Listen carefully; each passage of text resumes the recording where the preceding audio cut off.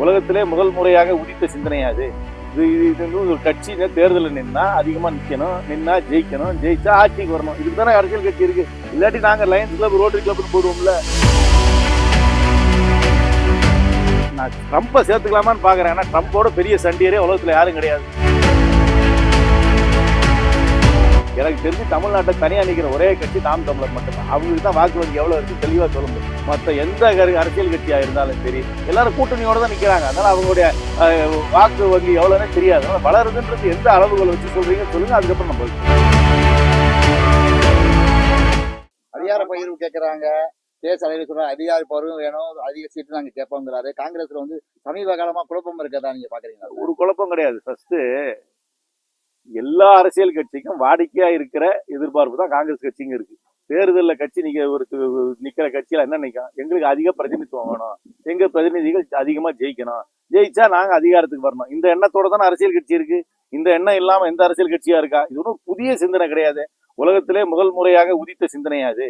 இது ஒரு கட்சி தேர்தலில் நின்னா அதிகமா நிக்கணும், நின்னா ஜெயிக்கணும், ஜெயிச்சா ஆட்சிக்கு வரணும். இதுக்கு தானே அரசியல் கட்சி இருக்கு. இல்லாட்டி நாங்க லயன்ஸ் கிளப், ரோட்டரி கிளப்னு போடுவோம்ல. இது புதிய சிந்தனை கிடையாது. இது முதல் முறையாக யாருக்கும் உதித்த சிந்தனை கிடையாது. எல்லா அரசியல் கட்சிக்கும் வாடிக்கையா இருக்கிற எதிர்பார்ப்பு. இதை புதுசாக முதல்ல சொல்லலையே. நான் 2 வருஷத்துக்கு முன்னாடியே சொன்னேன்ல, இது 2026 வரும்போது காங்கிரஸ் கட்சிக்கு எதிர்பார்ப்புகள் இருக்குன்ற சொன்னேன்ல. இது யதார்த்த எதிர்பார்ப்பு. காங்கிரஸ் கட்சிக்கு மட்டுமல்ல, உலகத்தில் ஜனநாயகத்தில் உள்ள அனைத்து அரசியல் கட்சிக்கும் இருக்கும் யதார்த்த எதிர்பார்ப்பு தான். போதைப் பொருள் நடமாட்டம் தமிழ்நாட்டுல இல்லைன்னு மா சுப்பிரமணியன் சொல்றாரு. ஆனா நேற்று வைகோ என்ன சொல்றாருன்னா, போதைப் பொருள் உள்ளதை நான் தமிழ்நாட்டில் இருக்கிறத ஒத்துக்கிறேன், அது என்னுடைய கொள்கையில 3வது அம்சம் வச்சிருக்கேன். கரெக்ட். திரு வைகோ அவர்கள் சொல்றது ரைட்டு.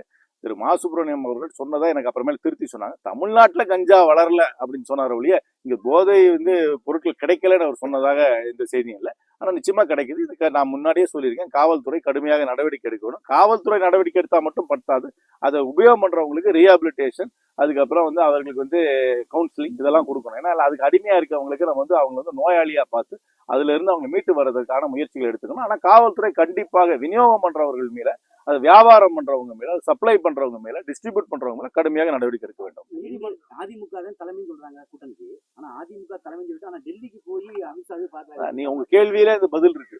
அதனால அது முன்னாடி எல்லாம் அண்ணா திராவிட முன்னேற்ற பெரிய கட்சி, நான் மரியாதை வச்சிருக்க கட்சி, பெரிய கட்சி, நல்ல சின்னம் அந்த கட்சி, கிராமத்து அளவுல பெரிய கட்சி. அந்த கட்சியோட யாரா கூட்டணி வைக்கணுமா அந்த கட்சி தலைமையை தான் பார்த்து பழக்கம். இப்ப அவங்க டெல்லிக்கு போறதுல இருந்து தெரிஞ்சுங்க, அவங்க கிட்ட இந்த பவர் சென்டர் ஷிஃப்ட் ஆயிருச்சு. அது அவங்க ஒரு முழுக்க பாஜகவுடைய சப்சிடரியா மாறிட்டாங்க என்பதுதான் யதார்த்தம். பிஜேபி நாளுக்கு நாள் வளர்ந்து வருது, காங்கிரஸ் வளர்ந்து வருது.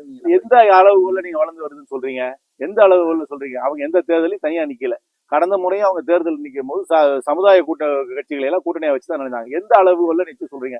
எனக்கு தெரிஞ்சு தமிழ்நாட்டை தனியா நிக்கிற ஒரே கட்சி நாம் தமிழர் மட்டும்தான். அவங்களுக்கு தான் வாக்கு வங்கி எவ்வளவு இருக்குன்னு தெளிவா சொல்ல முடியும். மற்ற எந்த அரசியல் கட்சியா இருந்தாலும் சரி, எல்லாரும் கூட்டணியோட தான் நிக்கிறாங்க. அதனால அவங்களுடைய வாக்கு வங்கி எவ்வளவுன்னு தெரியாது. அதனால வளருதுன்றது எந்த அளவுகளை வச்சு சொல்றீங்கன்னு சொல்லுங்க, அதுக்கப்புறம் நம்ம பதில் சொல்லுவோம். அது ஏற்கனவே இருந்த கட்சிங்க. கடந்த தேர்தலிலேயே அவங்க பாஜக கூட தான் இருந்தாங்க. அவங்க என்டிஏல தான் மெம்பர். அவங்க இது என்டிஏல புதுசா அந்த அதிமுகவும் ஒரு 2 வருஷத்துக்கு மட்டும் தான் விலகி இருந்தாங்க. பாமக அதாவது அந்த அதிகாரப்பூர்வ பாமக, அந்த சிம்பிள் வச்சிருக்கிற பாமக, மாம்பழம் பாமக என்றைக்குமே பிஜேபியோட தான் இருந்தது. ஒன்றும் புதிய கட்சி கிடையாது. ராமதாஸ் இந்த கூட்டணி செல்ல, அது பேச்சுவார்த்தை செல்ல, அது ரைட்டுங்க. அதுல வீட்டுல இருக்கிற சண்டையெல்லாம் நான் எப்படி கத்தி தீர்க்கிறது? என்னால முடியாது. நாங்க நிறைய முயற்சி பண்ணிட்டு தான் இருக்கோம். நான் நிறைய கோரிக்கை கொடுத்துருக்கேன். எனக்கு சட்டுன்னு சொல்ல தெரியல. இங்க என்னென்ன ரயில்வே பயனாளிகள் என்னென்ன கேட்கறாங்களோ அத்தனை கோரிக்கையும் நான் ரயில்வே மந்திரிகிட்ட கொடுத்துருக்கேன். அது வேணா ஆபீஸ்ல இருக்குமாக நான் காப்பி கொடுக்குறேன் எல்லாத்துக்கும்.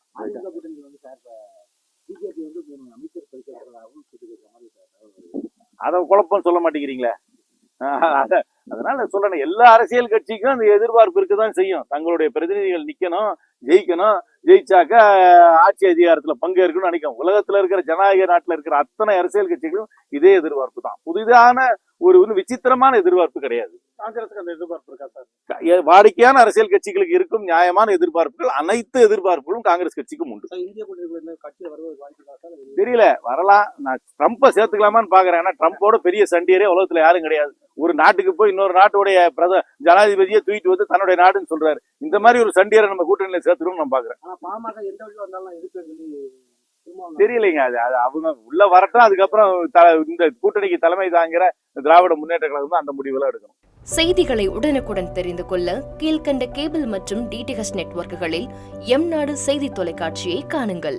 பாதகம் செய்பவரை கண்டால் நாம் பயம் கொள்ளலாகாது பாப்பா. மோதி மிதித்து விடு பாப்பா, அவர் முகத்தில் உமிழ்ந்து விடு பாப்பா. அண்மை செய்திகளை உடனுக்குடன் தெரிந்து கொள்ள இணைந்திருங்கள் எம்நாடு தொலைக்காட்சியுடன்.